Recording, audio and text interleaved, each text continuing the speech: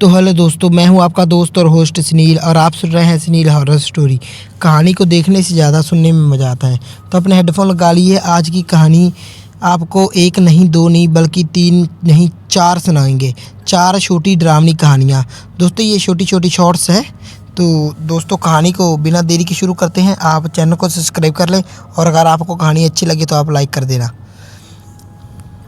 तो दोस्तों आज की पहली कहानी का नाम है खूंखार हवेली का प्रेत। दोस्तों मैंने हमेशा सुना था कि हमारे गांव के बाहर खड़ी पुरानी हवेली में कुछ गड़बड़ है। गांव वालों का कहना था कि हर अमावस्या की रात वहां अजीब घटनाएं होती हैं। हवेली का नाम सुनते ही लोगों के चेहरे सफ़ेद पड़ जाते थे। और दूसरी ओर मैं इसे हमेशा से ही एक पुरानी कहानी मानता था, लेकिन उस रात कुछ अलग सा था। अमावस्या थी, गांव पूरा अंधेरे में डूबा हुआ था। ठंडी हवा चल रही थी। उस रात गांव के एक शराबी जिसका नाम रमेश था ने कहा कि वह हवेली के अंदर जाकर डर को झूठा साबित करेगा। रमेश को लोग हल्के में लेते थे। वो हमेशा नशे में ही रहता था शराब के, और वो बड़ी बड़ी बातें करता था। रमेश ने अपनी बोतल उठाई और लड़खड़ाते हुए कदमों के साथ हवेली की ओर बढ़ने लगा। गांव के कुछ लोग उसे रोकने की कोशिश कर रहे थे, लेकिन उसने सबको झिड़क दिया। तुम सब डरे हुए हो, लेकिन मैं नहीं। आज मैं उस हवेली के अंदर जाऊंगा और वापस आकर तुम्हें बताऊंगा कि वहाँ कुछ भी नहीं है। वह हंसते हुए चिल्लाया। मैं और बाकी गांव वाले उसे दूर से देखते रहे। रमेश ने हवेली का गेट खोला। जंग लगे दरवाजे से एक भयानक चीख जैसी आवाज़ निकली। ऐसा लगा जैसे खुद हवेली ने ही उसे अंदर बुलाया हो। गेट में जंग लगा हुआ था। उसने गेट खोला और वो अंदर चला गया। हवेली के अंदर पूरा अंधेरा था। कांच की टूटी खिड़कियां हवा में बज रही थी। हर कोना सन्नाटे और अजीब सी ठंड से भरा हुआ था। रमेश ने अपनी बोतल से एक बड़ा सा घूंट लगाया और ज़ोर से हंसने लगा। ये है तुम्हारी भूतिया हवेली? मुझे तो यहाँ कुछ नहीं दिख रहा, वो शराब के नशे में बोल रहा था। तभी अचानक एक भारी सी आवाज़ गूंजी। तुम्हारी हिम्मत कैसे हुई यहाँ आने की? रमेश अचानक हड़बड़ा गया। उसकी आंखें चारों तरफ घूमने लगीं। तभी कोने से एक साया निकला, लंबा, काला और डरावना था। उसकी आंखें गुस्से में जैसे जलती हुई आग की तरह थी। उसकी आवाज़ गूंज रही थी। मैं इस हवेली का मालिक हूँ। मैं जो भी यहाँ आता है उसे मैं जिंदा नहीं छोड़ता। इस हवेली में सिर्फ मैं ही हूँ। रमेश शराब के नशे में डरने के बजाय और बहकने लगा। उसने उस प्रेत की तरफ बोलते हुए कहा, तुम मुझे खाओगे? हाँ देखता हूँ तेरा जोर कितना है, तुझ में जोर। वो शराब के नशे में ऐसा बोल रहा था। प्रेत इतना भड़क गया कि हवेली की दीवारें हिलने लगी। रमेश चिल्लाया, लेकिन उसकी आवाज़ हवेली के सन्नाटे में गुम हो गई। उस रात किसी ने रमेश को बाहर आते हुए नहीं देखा।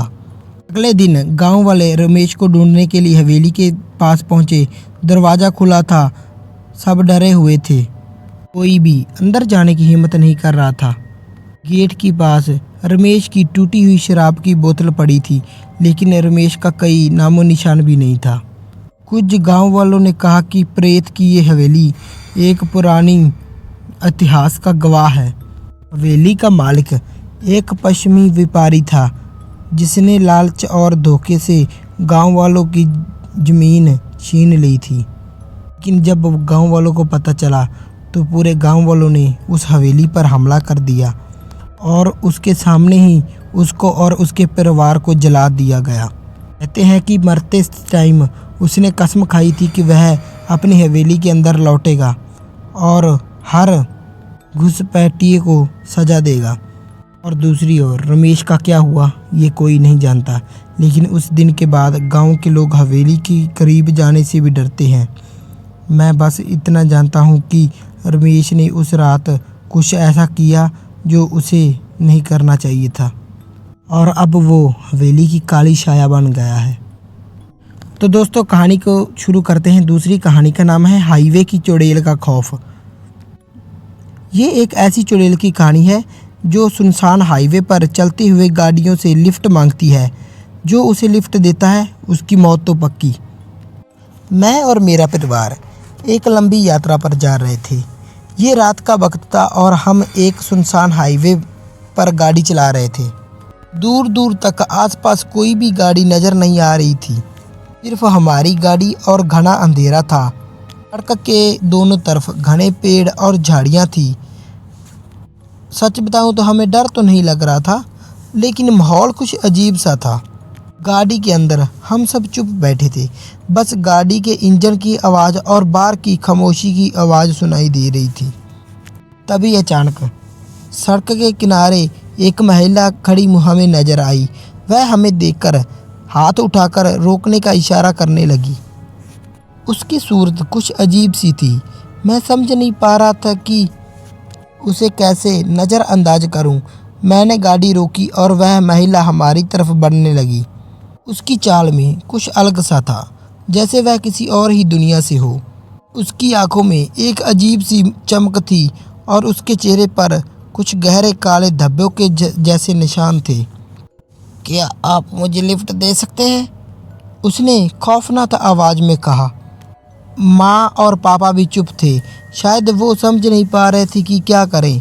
दादी माँ ने, जो हमेशा घर में चुपचाप बैठती थी, वह चुपचाप गाड़ी में बैठी थी। उसने अचानक कुछ खटका। दादी माँ की नज़रें अचानक उस महिला के पैरों पर जा लगी और अचानक उसकी आंखें फटी की फटी रह गईं। वो उसके आवाज़ कांप रही थी दादी माँ की। उसने कहा, उसके पैर उल्टे हैं। मैंने जल्दी से दादी माँ की ओर देखा। सच में उस महिला के पैर उल्टे थे, जैसे किसी जानवर के। मुझे अचानक एक खौफ सा महसूस हुआ। मैंने गाड़ी स्टार्ट की और हम तेज़ी से चलने लगे, लेकिन वह महिला बिना किसी आवाज़ के जैसे हवा में उड़ती हुई हमारी गाड़ी के पीछे दौड़ने लगी। हम डर के मारे कांप रहे थे, पर गाड़ी की स्पीड बढ़ाने के बावजूद भी वह महिला हमारे पास आ गई थी। फिर हम सब ने महसूस किया कि वह महिला अचानक हमारे ऊपर कूद रही है। उसकी शक्ल अब पूरी तरह बदल चुकी थी। उसका चेहरा भयानक और डरावना हो गया था। उसके हाथ में नुकीले नाखून थे और उसकी आंखों से खून दिखाई दे रहा था।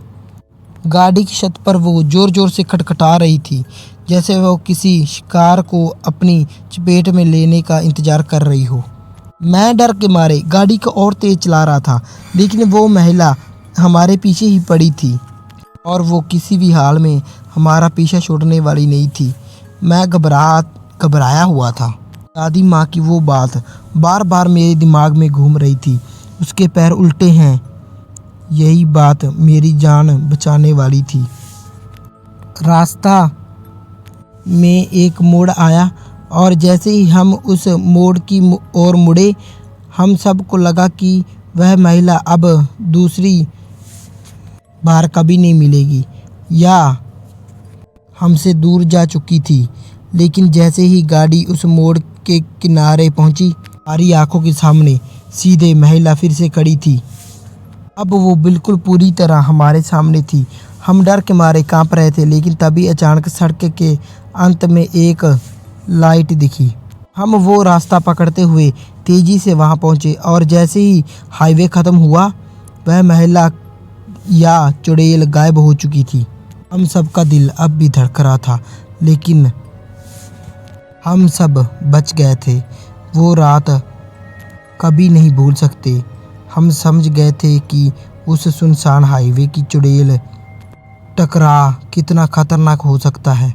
अब से हम रात में हमेशा सफ़र करने से बचने की कोशिश करते हैं। तो दोस्तों, अगली कहानी का नाम है डायन का जंगल। तो दोस्तों, कहानी को शुरू करते हैं। मैं अपने मामा के गांव छुट्टियां बिताने गया हुआ था, जो राजस्थान के एक रेगिस्तान में बसा हुआ था। गांव बहुत ही शांत और सुंदर। आसपास का माहौल बहुत ही सरल और सादा था। कुछ दिन बिताने के बाद मैं और मेरे दोस्त गांव के बुजुर्गों से कुछ अजीब बातें सुनाई देने लगे। क्या कह सकते हैं, कुछ अजीब बातें सुनने को मिली। वो हमारे ओर देखते और डराते हुए हमें बताते थे कि पास के जंगल में ही एक डायन रहती है जो रात के समय बच्चों को पकड़ कर ले जाती है और फिर उन्हें खा जाती है। गांव वालों ने हमें बार बार चेतावनी दी कि उस जंगल में कभी मत जाना, लेकिन हमें उस समय ये सब मजाक जैसा लग रहा था। हम सब बच्चे थे। हम डर और उसकी चेतावनी को नज़रअंदाज कर कर ये तय कर चुके थे कि हम सब जंगल में ज़रूर जाएंगे। हमारे अंदर एक अजीब सी बहादुरी वाली भावना थी और डर को अपने दिल से हम बिल्कुल निकाल चुके थे। तो एक दिन हम सब तैयार होकर सुबह सुबह गांव वालों की नज़रों से बचते हुए जंगल की ओर बढ़ चले। गांव के बाहर उस जंगल के पेड़ में शांत और अजीब सी खामोशी थी। उन पेड़ों में जैसे वहाँ कोई भी नहीं है। पेड़ और झाड़ियाँ बहुत बड़ी थी और हवा में कुछ हल्की सी ठंडक थी। जंगल में कदम रखते ही हमें थोड़ा अजीब सा महसूस हुआ, लेकिन हम सब फिर से आगे बढ़ते गए। जंगल में कहीं दूर एक हल्की सी आवाज़ सुनाई दी, लेकिन हमने उसे अनसुना कर दिया। जैसे जैसे हम अंदर जाते गए वो आवाज़ बढ़ने लगी और फिर हम अचानक रुक गए। किसी ने कहा कि एक धुआं सा दिखाई दिया या दे रहा है। हम सभी एक जगह खड़े हो गए, लेकिन हमारी जिज्ञासा ने हमें फिर से आगे बढ़ने के लिए मजबूर कर दिया। हमने जंगल में कुछ घंटे तक घूमने के बाद महसूस किया कि हम रास्ता भटक गए हैं। जंगल इतना घना था कि हमें चारों ओर अंधेरा सा लगने लगा। तभी अचानक हमें एक खौफनाक सी आवाज़ सुनाई दी। उस आवाज़ को सुनकर हमारी तो जैसे रूह कांप गई। ये आवाज़ किसी इंसान की नहीं थी, बल्कि किसी खौफनाक प्राणी की थी। हम वहीं चुपचाप खड़े हो गए, लेकिन आवाज़ अब और पास आती गई। फिर हमने अचानक काले कपड़े में एक औरत को देखा, जिसके चेहरे पर एक खौफनाक मुस्कान थी। हम डर के मारे कुछ कह नहीं पाए, बस भागने लगे। जंगल में हर तरफ अंधेरा था और हमारे पैरों तले ज़मीन जैसे खिसक गई थी। हमारी सांसें तेज हो गई और हम जल्दी जल्दी जंगल से बाहर निकलने की कोशिश करने लगे। हमारी आंखों के सामने वो कटी फटी चुड़ैल दिखाई देने लगी। ऐसा लग रहा था कि जैसे वो हमें पकड़ने के लिए हमारे पीछे आ रही हो। हम डर से बेहोश हो रहे थे, लेकिन तभी अचानक गांव वाले हमारी तलाश करते हुए जंगल में पहुंचे। उन्होंने हमें आवाज़ दी और हम उसके पास दौड़ते हुए चले गए। वो हमें लेकर जल्दी जल्दी वापस गांव आ गए और फिर हमें बताया कि वो डायन सच में उस जंगल में रहती है। गांव वालों ने बताया कि कई साल पहले एक बच्चा उस जंगल में गया था और फिर कभी वापस नहीं लौटा। उस दिन से समझ में आया कि गांव वाले जो कहते थे वो बिल्कुल सही था। हम सभी ने तय किया कि अब हम कभी भी उस जंगल में कदम नहीं रखेंगे। जब तक हम जिंदा हैं तब तक हम उस डायन के जंगल से दूर रहेंगे। तो दोस्तों अगली कहानी शुरू करते हैं। अगली कहानी का नाम है रेलवे स्टेशन का भूत। रात के करीब 3 बज रहे थे। मैं एक छोटे के शहर से रेलवे स्टेशन पर अकेला खड़ा था। ठंडी सी हवा चल रही थी और दूर कहीं उल्लू की आवाज़ सुनाई दे रही थी।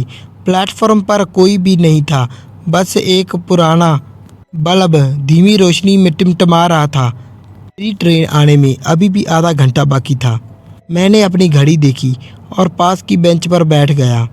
स्टेशन के दीवारों पर पुराने और फटे हुए पोस्टर लगे हुए थे और हर तरफ सन्नाटा पसरा हुआ था। तभी अचानक मेरी नज़र प्लेटफॉर्म के आखिरी छोर पर गई। वहाँ एक आदमी खड़ा था, सफ़ेद कपड़े पहने हुए, एकदम शांत। पहले मैंने सोचा कि शायद वो कोई यात्री होगा, लेकिन फिर ध्यान से देखा तो वह अजीब तरीके से खड़ा था, बिल्कुल सीधा, बिना हिले डुले। उसकी आंखें तो नहीं दिख रही थी, सिर्फ सफ़ेद कपड़े और हल्की सी परछाई दिख रही थी। ठंड की लहर मेरे शरीर में दौड़ गई। मैंने इधर उधर देखा, शायद कोई और भी वहाँ हो, लेकिन पूरी जगह वीरान थी। अब मेरी नज़रें उसी आदमी पर थी। वह धीरे धीरे चलने लगा। उसके कदमों की आवाज़ बिल्कुल भी नहीं आ रही थी। मेरी धड़कनें तेज हो गई। मैंने अपने हाथों को मसला, शायद ये मेरा कोई भ्रम हो। वह आदमी प्लेटफॉर्म पर घूम तो रहा था, लेकिन उसकी चाल अजीब सी थी, जैसे वह ज़मीन पर नहीं हवा में चल रहा हो। मैं डर के मारे उठ खड़ा हुआ। तभी प्लेटफॉर्म के पास लगे एक खंबे से एक बूढ़े चौकीदार ने मुझे देखा। वो धीरे धीरे मेरी ओर आया और फुसफुसाते हुए बोला, उसे मत देखो। मैं सन्न रह गया। कौन कौन? मैंने हकलाते हुए पूछा। वही सफ़ेद कपड़े वाला, बूढ़े ने कहा। उसका चेहरा डर के मारे सूख चुका था। मेरा अब दिल ज़ोर ज़ोर से धड़कने लगा था। मैंने फिर से उस आदमी की ओर देखा। अब वो प्लेटफॉर्म के बिल्कुल किनारे पर खड़ा था। ट्रेन बिल्कुल आने ही वाली थी। रेल की पटरियों से हल्की सी आवाज़ आने लगी। मैंने चौकीदार से पूछा, ये कौन है? वह कांपते हुए बोला, ये 3 बजे हर रात यहाँ आता है, पर जब ट्रेन आती है तो ये कहीं गायब हो जाता है। कोई भी नहीं जानता कि ये कौन है, लेकिन कोई सवाल पहला किसी से ये सवाल पूछता है तो उसका जवाब नहीं देना चाहिए। दोस्तों, कई साल पहले एक आदमी ट्रेन के नीचे आकर मर चुक गया था। ठीक इस वक्त 3 बजे मेरी पैर के नीचे से ज़मीन खिसक गई। मेरी ट्रेन आने का अनाउंसमेंट होने लगी। मैं चाहकर भी हिल नहीं पा रहा था। मेरी नज़रें अब भी उस आदमी पर थी। ट्रेन की रोशनी प्लेटफॉर्म पर पड़ने लगी और तभी आदमी धीरे धीरे हवा में गायब कहीं हो गया, जैसे कोई धुआं उड़ रहा हो। कुछ ही सेकंड में वह गायब हो गया। मैं जल्दी से अपने बैग उठाया और ट्रेन में चढ़ गया। मेरी सांसें तेज चल रही थी। मेरे डर के मारे हाथ कांप रहे थे। चौकीदार प्लेटफॉर्म पर खड़ा मुझे देख रहा था।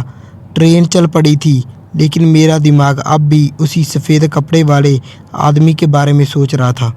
क्या मैंने सच में भूत देखा या फिर मेरी आंखों का धोखा? लेकिन चौकीदार की बातें और उसके आदमी की गायब होना साफ हो गया था कि ये मेरी आंखों का धोखा नहीं हो सकता। उस रात के बाद मैंने कसम खाई कि कभी किसी सुनसान रेलवे स्टेशन पर अकेला नहीं रहूँगा। तो दोस्तों, कैसी लगी आपको ये कहानियाँ? लाइक शेयर कमेंट करके ज़रूर बता देना और चैनल को सब्सक्राइब कर लेना। मिलते इससे भी डरावनी और ख़तरनाक कहानियों में। तब तक के लिए धन्यवाद।